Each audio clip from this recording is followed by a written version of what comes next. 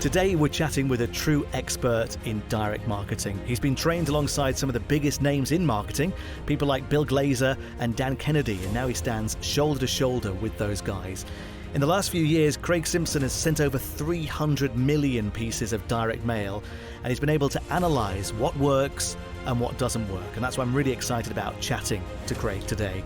We'll also find out about how direct marketing stacks up against email marketing or advertising online with sites such as YouTube and Google. Graig, it's lovely to meet you.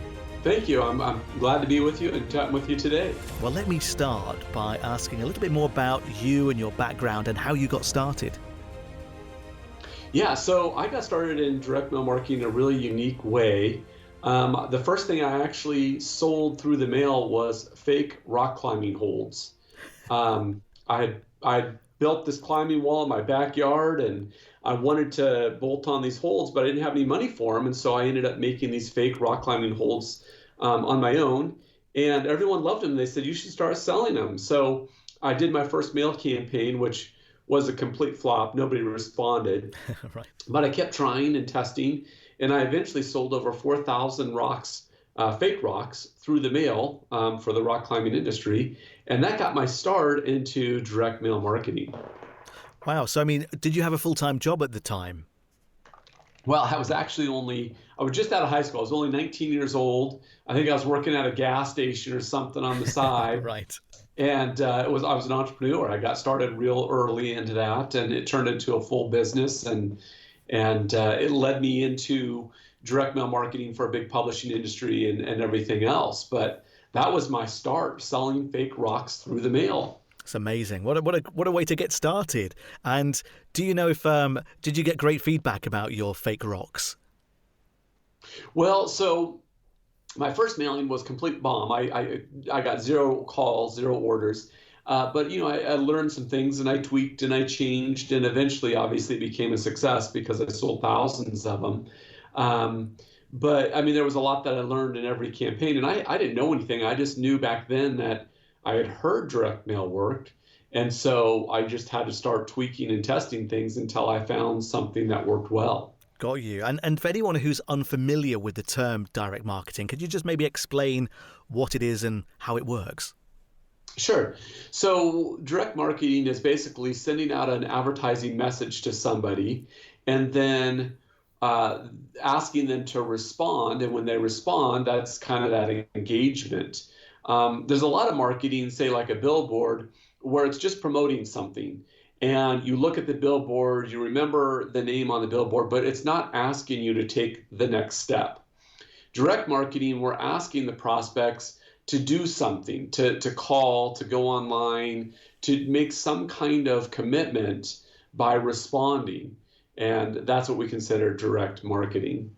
Got you, because I think people may be familiar with the term CTA, so call to action. I guess this is that, but on steroids, right? Yes, exactly. And is it true that direct marketing is one of the best ways to get traffic to a website? It is. So, what I specialize in is direct marketing, and that's sending things through the physical mailbox. And what I love about it, it's the one media where the prospect has a physical thing in their hand that they're forced to do something with. Mm-hmm. So we show up in their mailbox, and they take it to their counter or their coffee table or their desk, and they have to decide whether to keep it, read it, toss it, whatever they want to do. But it forces them to make a decision, whereas with email or TV or radio, you can push a button and those ads disappear. They're gone instantly. It's easy to get rid of them. With the mail, they physically have to do something with it, and that's what I love about it. So when it comes to hey, even though it's this physical piece, we can drive people to an online website to register for something, to go get more information. And it's a great tool for driving people online. Absolutely. I think a lot of people shy away from direct mail because, of course, it does have a cost associated with it, whereas a lot of people think that emailing is free. Maybe they're mistaken in that belief. But what are your thoughts on that, Graig? Yeah, there is a cost to direct mail marketing. It's not something where you can just quickly test something and hope it works because there's all this cost involved. I mean, there's postage and there's printing and there's lists and there's all these things that go into it. So you really have to strategize and come up with your best message and solution and offer you can. It's not something you just want to do halfway. You've got to be all in with it. You've really got to make sure your I's are dotted and your T's are crossed. Absolutely. And I guess, when people look at the ease of sending an email, as you say, with direct mail, you have to write the copy, pay for the postage. And in many ways, people start by perhaps even putting the copy into the envelopes themselves, sticking a stamp on the envelope and sending it. So I guess there's more of a barrier to entry, but the results can far outweigh the effectiveness of email. Is that what you found in your experience? Yeah, I mean, let's think about this. So if you were to take a step back and look at how many emails you receive every day, it may be 100. Some people it may be more. Some people it may be a little bit less. But that's a lot of emails to wade through every day. Mm-hmm. With direct mail, think about how many personal letters you get in the mail every day. If you can make your letter or your piece look like an invitation or a letter, you don't make it look like a sales piece necessarily. If you have something that you can put in the mailbox that looks different, and we're only talking about a few pieces of mail in there, maybe you have 10 other things in there, maybe it's 5, you have a better opportunity to grab the prospect's attention. There's less traffic around it, right? There's not as much business you're competing with because your mailbox is empty. And then you've got that whole physical touch thing again. So it does take a lot more effort to get into the mail, but the response usually outweighs that because of you don't have the competition that you do, say, in the email inbox. Absolutely. And you mentioned before about lists. Of course, that's a big question that people have, which is, I don't have a list. So how can I send direct mail marketing without a list? Maybe, again, you could just explain about how you overcome that particular hurdle. Yeah, so if you don't have your own list, which a lot of businesses don't, there's a couple different ways, and it all depends on who you're marketing to.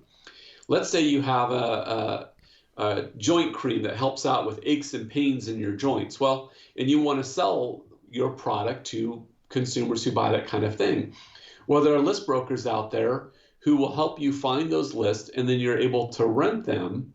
And then you can rent those names, basically physical names and addresses that you can mail your offer to promoting, say, joint cream.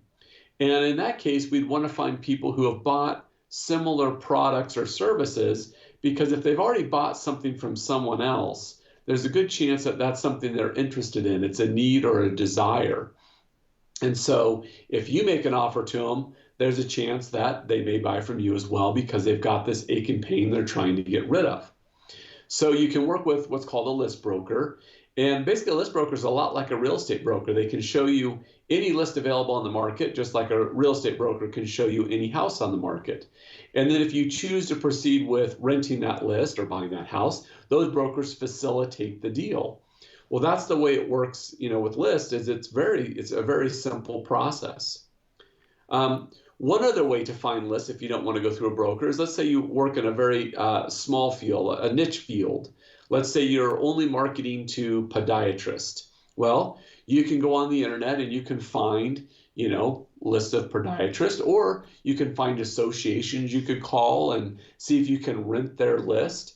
There's lots of different ways to find names of prospects to mail to. And then I guess once you've got those orders through from that initial list blast, if you like, by sending those pieces out of the mail, you've then got a list of buyers as well, and that's another way that you can continue generating revenue, if you like, from going back to those people that have already proven themselves to raise their hands to say, yeah, this is the kind of stuff that I'm interested in. Exactly. I mean, it doesn't stop, right? Once you sell to them once, you should be making other products and services available to them. And once they've purchased from you, you've got your own list, right, that you're working with, and you want to rework that list and use it over and over again to sell them other products and services. Absolutely. I mentioned in the introduction that you've sent over 300 million pieces of direct mail. I'm sure that number's increased by now, hasn't it, Craig? Oh yeah, of course. I send out hundreds of mailings every year, and the mailings can be as small as 250 pieces all the way up to hundreds of thousands of pieces. And surely you don't have to lick all those stamps yourself. Yeah, yes, I do. Yeah, I mean, I work with obviously there's printers who will print the pieces for you, and there's mailing facilities that will insert those envelopes and seal them and stamp them and address them. And a lot of the stuff can be automated for you if it's a bigger mailing. If you're only mailing a few hundred pieces, then sometimes it's worth just doing it all in-house. Got you. And for anybody who's perhaps toying with the idea of maybe creating their first direct marketing campaign or direct mail campaign, what advice would you give to them when they're first starting out? Well, so I think the thing is you want to, if possible, start with a proven offer, something that you've marketed before or tested somewhere, and you have some kind of proof of concept that what you're selling, that there is a market who wants to buy what you're selling. If you're going out to the marketplace with a brand new product and nobody's bought it and you're not sure if it's going to work or not, that kind of thing can be really difficult to sell because you don't know, is it the direct mail that's going to work or not work, or is it the offer? So ideally, I like to start with something that's already proven.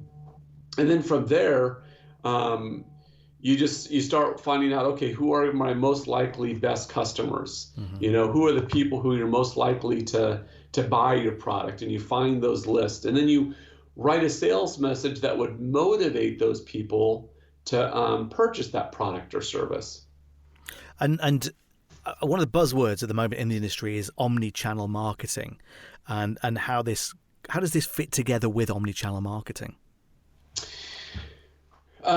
There's a lot of different ways that so the idea. So let me just take a step back on this. What I love to do, obviously the best type of marketing we can do is if we can hit customers in multiple media at a similar or same time. So if I have my choice, I would love to be able to take a list of people and send a direct mail piece to them, and then time it around the time that mail piece arrives. I would love to send them a series of emails. And around the time those emails arrive and the direct mail piece arrives, I would love to retarget them on Facebook, right? Around the same time, if I've got their phone numbers, I'd love to give them a phone call. The more we can do that's congruent with the same message, just different media, the more response you're going to get. Sometimes not all those medias are available for the same people, and you're not able to do them at the same time. But if possible, it's worth it. Absolutely. And I guess as well, one of the major questions is how cost effective is direct mail marketing compared to things like advertising on YouTube, advertising on Facebook? Do you have any experience, any insights you could share? How does it compare to the other ones? Is that what you're asking? Yeah, and cost-wise and also performance-wise, perhaps, if you've got data like that. I think cost-wise, you'll find, so here's what I found is direct mail out of all those media is probably going to be the most expensive media. But what I found is direct mail brings in the customers that have the highest customer lifetime value. So I've done a study where I took 150,000 buyers. 50,000 of them came in through direct mail, 50,000 came online, and 50,000 came through TV. They all bought the same product and service, and they all bought it over 18 months. So everything is congruent across what they bought, when they bought. The only difference is how we marketed to them. The TV buyers, the lifetime value was twice as high as the online buyers. And the direct mail buyers were twice as high as what the TV buyers were. Wow. So, for example, I can't remember the exact numbers here, but it was something like the online buyers had an average customer lifetime value of $250, and the TV buyers had an average lifetime value of $500, and the direct mail buyers had an average lifetime value of $1,000. Wow. And so I see that type of thing over and over again. So yes, it costs more to go out and find these people, but in the end, they're a better customer and they spend more money. Yeah. I was going to say, are there any demographics you find that you get a better response from? Because a lot of people these days talk about the fact that younger people have lost the skill, if you like, of writing letters and sending letters in the post. It's all about texting and DMing and so on. Just wondering if you've got any insights into the demographics that you get the best response from. Yeah, I mean, my core tight group of age group that I like to go after is like 55 to 75. Really great response. But I also do well in the 40 to 55 market as well. So I would say anyone from 40 to 75 is a great market to go to. However, more and more studies are coming out where marketing to the younger generation is actually working really well. And part of it is it's unique and different. It's something that they're not used to. And so, all the online media is just hitting them from all sides. And so there are some companies that have had some great success mailing to those in their 20s and 30s using direct mail. Mm-hmm. So I think we'll see the tide turn here, and direct mail marketing will be used more and more, I think, to the younger generation. Got you. Yeah, that makes sense. And another question that I guess is kind of related to the differences between direct mail and any other form of advertising. When you're writing an email, you can never run out of space. The email copy can go on and on. I guess with direct mail, you need to write better copy, or at least have in mind a certain word count that will fit on the physical piece of paper or the booklet that you're putting together to send out to the prospect. So how do you work that? It depends on the market. So I've gone to consumers and I've mailed them an 80-page sales letter before, selling a solar generator, and it was like a $1,500 item. Well, that's not exactly a short piece, right? Yeah. But sometimes you have to create the case. Right now I'm working on a sales letter with a copywriter for a financial offer. It's going to be 20 to 24 pages because we have to tell a story. We have to agitate the pain. We have to provide a solution. We have to give the evidence that supports the solution. It's going to be a longer piece. Now, when I'm mailing to, say, dentist, I keep the letter to business owners, I keep it usually short. It's usually a 1 or 2 page letter because I've got to be to the point. They're busy, and I'm just trying to get them to respond for more information.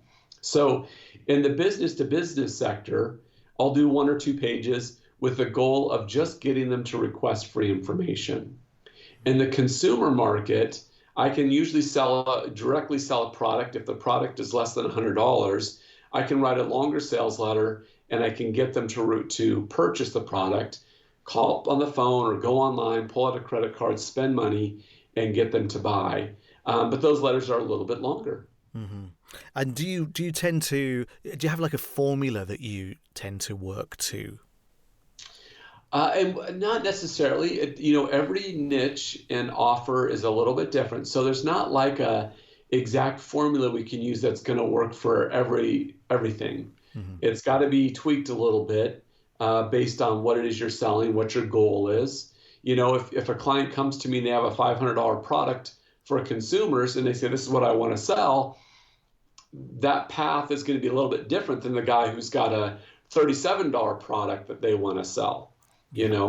The more expensive it is, we have to take a little bit different approach. And a lot of times that approach for something like, say, $500 is we've got to get a step in between when they purchase and just getting them to respond because we've got to develop the relationship before they're willing to spend that kind of money. Yeah, I hear you. And not only do you do this yourself, but also you train people. You have courses on how you can, work with direct mail. Could you maybe tell me a little bit more about the services that you have and how people go about finding that information?